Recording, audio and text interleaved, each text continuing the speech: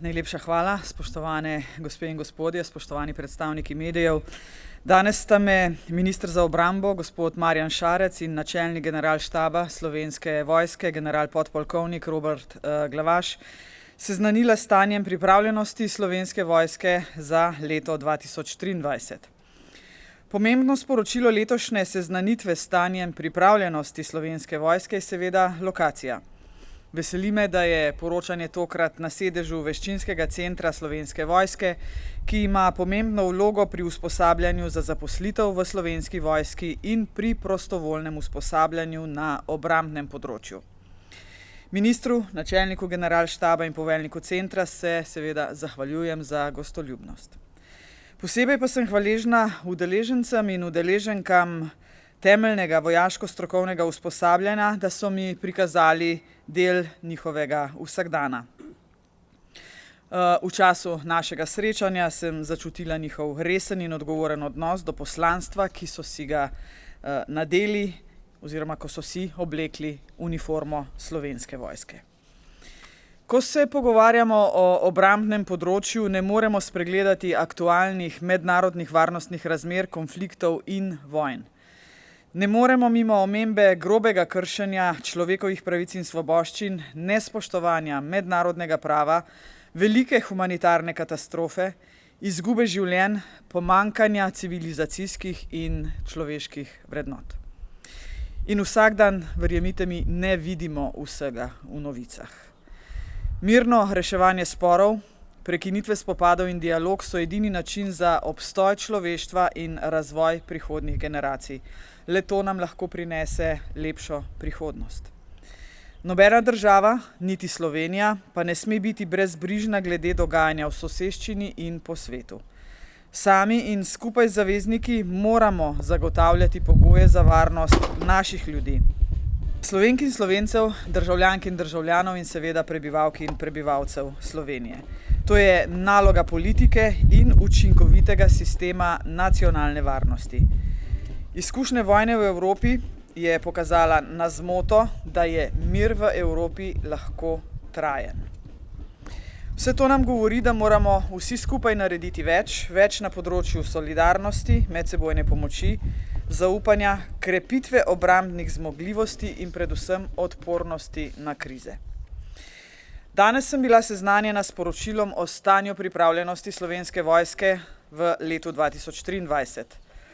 Ob robu poročanja pa tudi z informacijo o aktivnostih za zagotavljanje večje odpornosti države in družbe, ki imajo vpliv na obrambni sistem, za kar se obrambnemu ministru in njegovim sodelavcem seveda zahvaljujem. Na obrambnem področju se razprava običajno osredotoča na kadrovske in finančne vire ter modernizacijo Slovenske vojske. V kratkem obdobju enega leta se sicer trendi na tako obsežnem in kompleksnem področju kljub številnim ukrepom ne morejo korenito spremeniti. Pri pripravljenosti so nekatera odstopanja od standardov, opazen pa je pozitiven napredek na nekaterih področjih. V zvezi z letošnjim poročilom bi zato rada izpostavila naslednje. Slovenska vojska je izvedla vse ključne naloge, usposabljanja in vaje, podporo drugim organom, predvsem na področju zaščite in reševanja, sodelovala je v predvidenih mednarodnih obveznostih, kjer uživa visok ugled med kolegi iz tujine. O tem sem se prepričala tudi sama, ko sem pripadnice in pripadnike obiskala na misijah v tujini. Nadalje želim poudariti, da je bilo kljub različnim omejitvam v poplavah angažiranih skoraj 2500 pripadnikov Slovenske vojske in da je Slovenska vojska lani izvedla največ helikopterskih posredovanj doslej, preko 900. Ob tej priložnosti se želim ponovno zahvaliti Ministrstvu za obrambo, Slovenski vojski ter vsem pripadnicam in pripadnikom Slovenske vojske, ki so pomagali ljudem v času lanskih poplav ali predlanskih požarov in vseh drugih naravnih katastrof in nesreč, ki so prizadele naše ljudi. Odnos ljudi do Slovenske vojske ter njenih pripadnic in pripadnikov temelji na občutku, da se v vseh razmerah lahko zanesemo nanje in da jim lahko zaupamo. Doslej so pripadnice in pripadniki Slovenske vojske to zaupanje, če mene vprašate, vedno upravičili.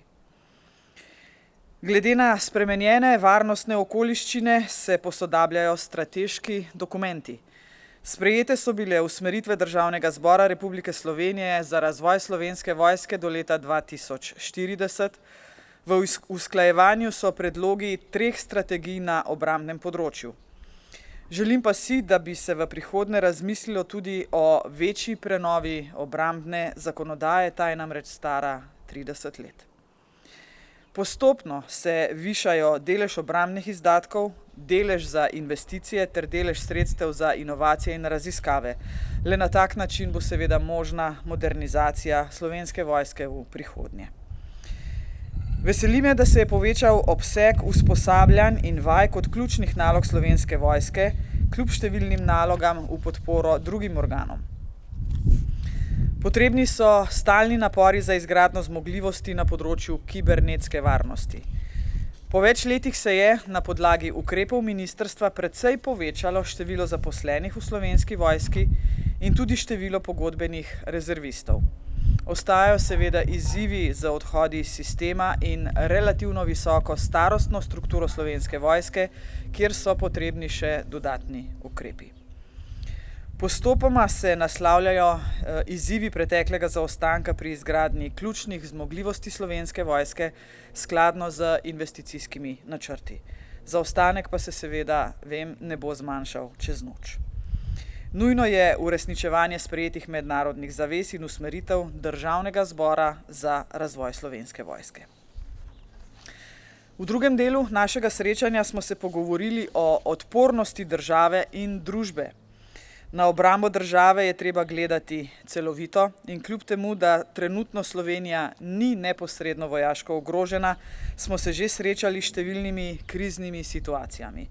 V takšnih okoliščinah je zelo pomembno zagotavljanje delovanja oblasti, bistvenih storitev prebivalstvu, neprekinjenega delovanja kritične infrastrukture in civilne podpore za opravljanje vojaških nalog. Lansko leto sem načelnika in ministra prosila, da se malce bolj posvetimo tej širši nacionalni odpornosti in z veseljem ugotavljam, da je letos strateški načrt pripravljen in predvsem so mi zagotovili, da je sodelovanje med resorji dobro. Skratka, ta del aktivnosti bi pohvalila. Podpiram tudi predvidene aktivnosti vlade in ministrstev, torej v smeri celovite odpornosti države na ključnih področjih družbenega delovanja. Tudi to namreč krepi zmožnost obrambe in odvračanja pred morebitnimi varnostnimi tveganji. Kako pomembni so pripravljenost, vzdržljivost in zmožnost obnavljanja različnih podsistemov, pa so nam med drugim seveda pokazale tudi lanske poplave. No, naj ob zaključku povem, da sem trdno prepričana, da je Slovenska vojska v sodelovanju z ostalimi subjekti nacionalno-varnostnega sistema ter ob podpori prebivalstva in zaveznikov sposobna ubraniti suverenost in ozemeljsko celovitost Republike Slovenije, če bi bilo to potrebno. To je pravzaprav najpomembnejše sporočilo današnjega dne. Hvala lepa. Hvala, vrhovna poveljnica.